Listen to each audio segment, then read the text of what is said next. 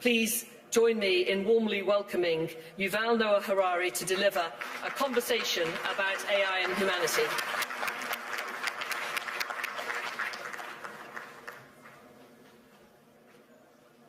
So, hello everyone. There is one question that every leader today must answer about AI. But to understand that question, we first need to clarify a few points about what AI is and what AI can do. The most important thing to know about AI is that it is not just another tool. It is an agent. It can learn and change by itself and make decisions by itself. A knife is a tool. You can use a knife to cut salad or to murder someone, but it is your decision what to do with the knife. AI is a knife that can decide by itself whether to cut salad or to commit murder. The second thing to know about AI is that it can be a very creative agent.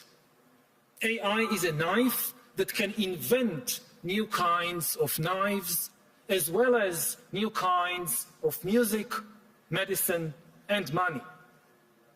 The third thing to know about AI is that it can lie and manipulate.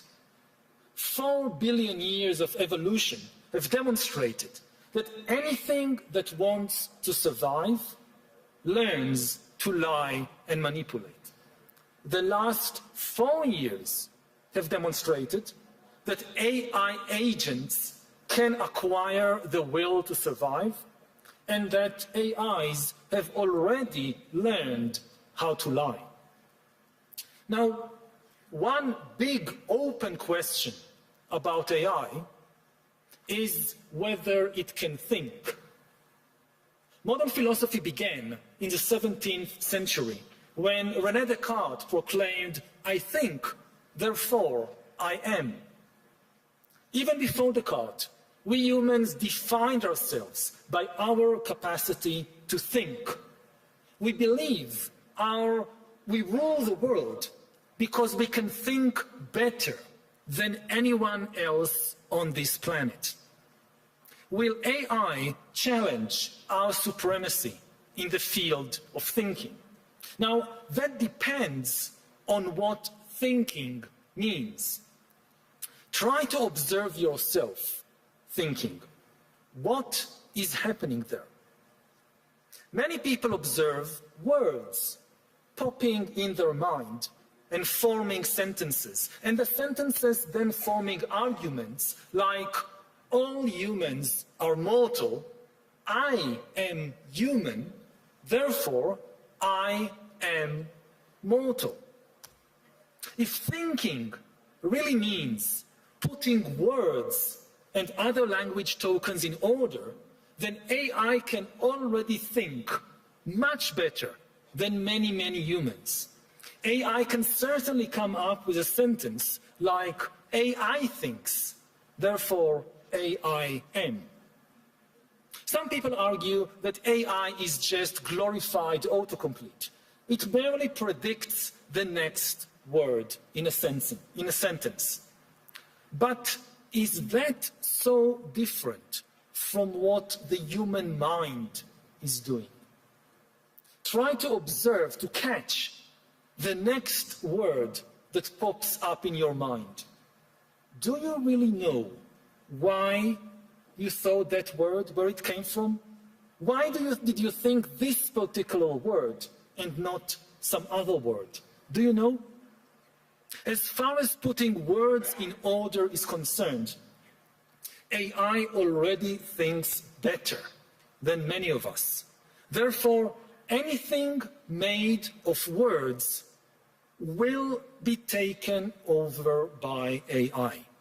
If laws are made of words, then AI will take over the legal system. If books are just combinations of words, then AI will take over books.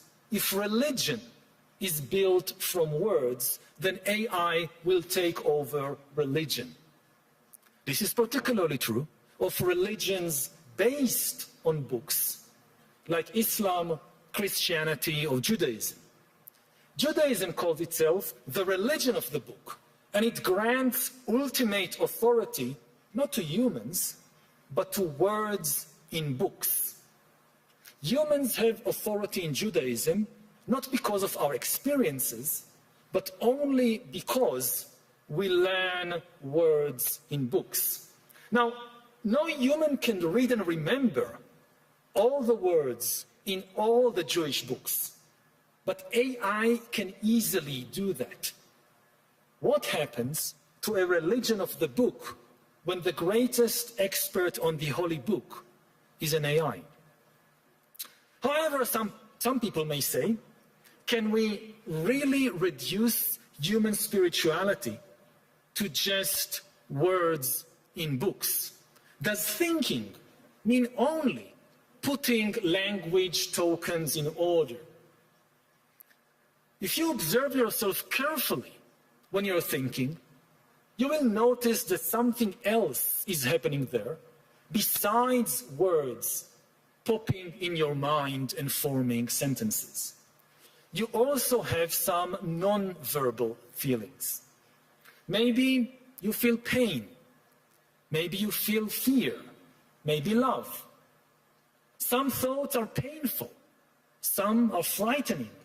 Some are full of love. While AIs become better than us with words, at least for now, we have zero evidence that AIs can feel anything. Of course, because AI is mastering language, AI can pretend to feel pain or love. AI can say, I love you. And if you challenge it to describe how love feels, AI can provide the best verbal description in the world. AI can read countless love poems and psychology books and can then describe the feeling of love much better than any human poet, psychologist, or lover. But these are just words. The Bible says, in the beginning was the Word, and the Word was made flesh. The Tao Te Ching says, the truth that can be expressed in words is not the absolute truth. Throughout history, people have always struggled with the tension between word and flesh, between the truth that can be expressed in words and the absolute truth, which is beyond words. Previously, this tension was internal to humanity. It was between different human groups. Some humans gave supreme importance to words. They have been willing, for example, to abandon or even kill their gay son just because of a few words in the Bible. Other humans have said, but these are just words. The spirit of love should be much more important than the letter of the law. This tension between spirit and letter existed in every religion, every legal system, even every person. Now, this tension will be externalized. It will become the tension not between different humans, this will be the tension between humans and AIs, the new masters of words. Everything made of words will be taken over by AI. Previously, all the words, all our verbal thoughts, they originated in some human mind. Either my mind, I thought this, or I learned it from another human. Soon, most of the words in our minds will originate in a machine. I just heard today about a new word that AIs coined by themselves to describe us humans. They called us the watchers. The watchers. We are watching them. AIs will soon be the origin of maybe most of the words in our minds. AIs will mass produce thoughts by assembling words, symbols, images, and other language tokens into new combinations. Whether humans will still have a place in that world depends on the place we assign our non-verbal feelings and our ability to embody wisdom that cannot be expressed in words. If we continue to define ourselves by our ability to think in words, our identity will collapse. All this means that no matter from which country you come, your country will soon face a severe identity crisis and also an immigration crisis. The immigrants this time will not be human beings coming in fragile boats without a visa or trying to cross a border in the middle of the night.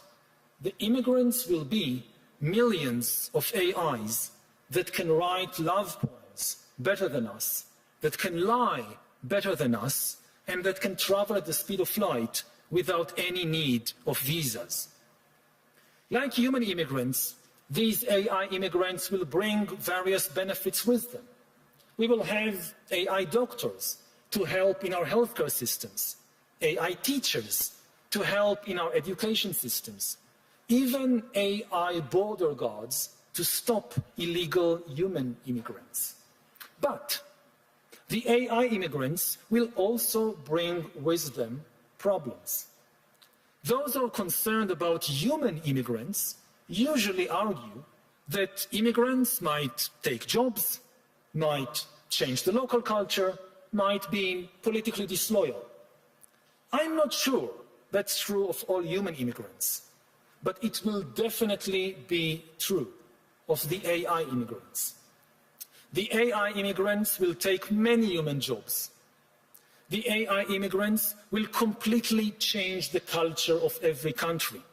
They will change art, religion, and even romance. Some people don't like it if their son or daughter is dating an immigrant boyfriend. What would these people think when their son or daughter starts dating an AI boyfriend? And of course, the AI immigrants will have some dubious political loyalties. They are likely to be loyal not to your country, but to some corporation or government across the ocean, most probably in one of only two countries, China or the USA.